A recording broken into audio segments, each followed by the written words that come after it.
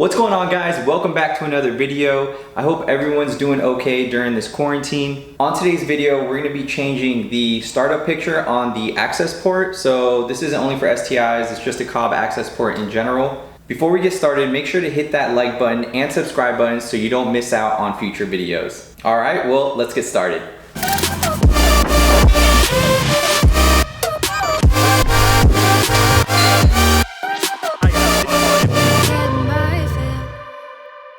Alright guys, so first things first, you're going to want to go to Cobb's website and download the Accessport Manager, as you can see here.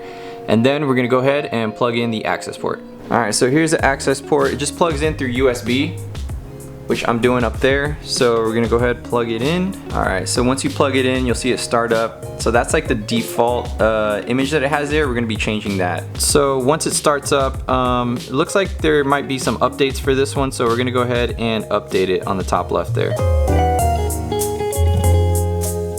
Alright, so now that that's up to date, you want to make sure you have the latest version just to have all the newest maps or features.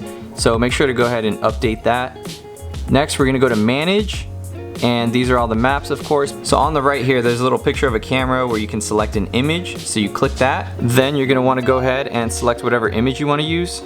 Once you select it, this screen here will pop up, letting you know that it's been updated. So we're going to hit OK. Damn, bud, we need some light in here, bud. Some light, bud?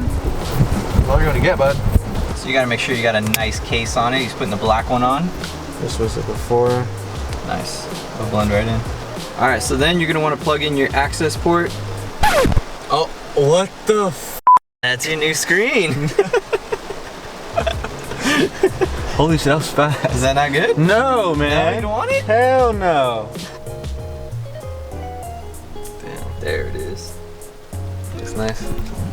Now you want to make sure that the size of the picture is 240 by 320, or else it'll kind of resize it and it doesn't do a well job at it. So as you can see, very simple process. Just wanted to make a quick video on it for those of you that didn't know about it or maybe had questions on it, but I hope it was helpful. Once again, guys, if you enjoyed this video, make sure to give it a thumbs up, subscribe if you haven't already, and see you guys on the next one. Thanks.